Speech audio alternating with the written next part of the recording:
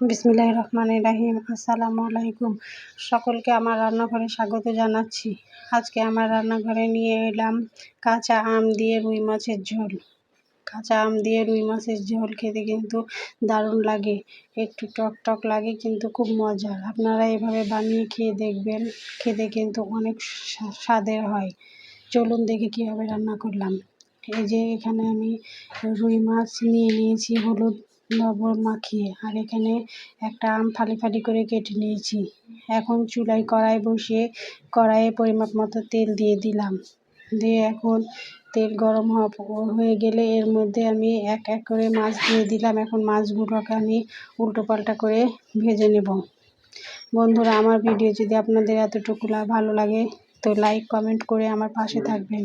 যারা ইউটিউব থেকে দেখছেন তারা সাবস্ক্রাইব করে আমার পাশে থেকে যেতে পারেন, আর যারা ফেসবুক থেকে দেখছেন তারা ফলো দিয়ে আমার পাশে থেকে যেতে পারেন। আর যারা এই কাজটি করেছেন তাদেরকে অসংখ্য ধন্যবাদ। এই যে মাছগুলো আমার সুন্দর উল্টো পাল্টা করে ভাজা হয়ে গেছে, এখন আমি উঠিয়ে নেব।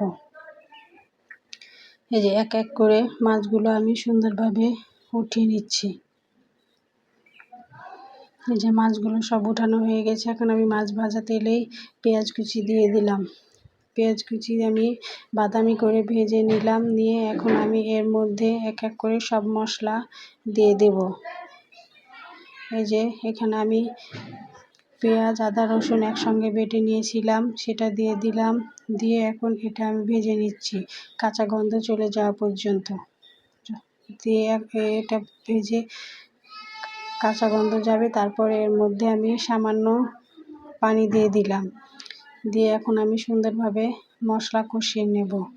আর এই যে আমি একটা প্লেটে হলুদ গুঁড়ো লবণ ধনে গুঁড়ো আর মরিচ গুঁড়ো নিয়েছিলাম, আমি মশলার মধ্যে দিয়ে দিলাম।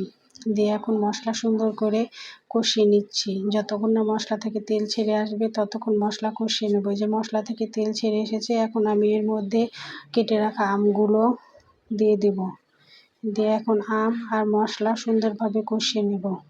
এই যে দেখুন আম এমন করে কষিয়েছি, মানে আম মশলার সঙ্গে কষানোর সাথে সাথে আম অর্ধেক সেদ্ধ হয়ে গেছে। এখন ঝোলের জন্য সামান্য পানি দিয়ে ঢাকা দিয়ে দিলাম যেন আম সেদ্ধ হয়ে যায়। কিছুক্ষণ পর এই যে ঢাকা উঠিয়ে দেখুন আমগুলো মোটামুটি আমার সেদ্ধ হয়ে এসেছে। এখন আমি এর মধ্যে যে মাছগুলো ভেজে রেখেছিলাম সেটা দিয়ে দেবো। যে আম কিন্তু আমার সেদ্ধ হয়ে গেছে। এখন মাছগুলো দিয়ে একটু সুন্দরভাবে নাড়াচাড়া করে কষিয়ে নিচ্ছি। এই যে দেখুন ছেঁচকি দিয়ে আমি সব মাছগুলোকে সুন্দরভাবে ঝোলের সঙ্গে মিশিয়ে সুন্দরভাবে কষিয়ে নিচ্ছি।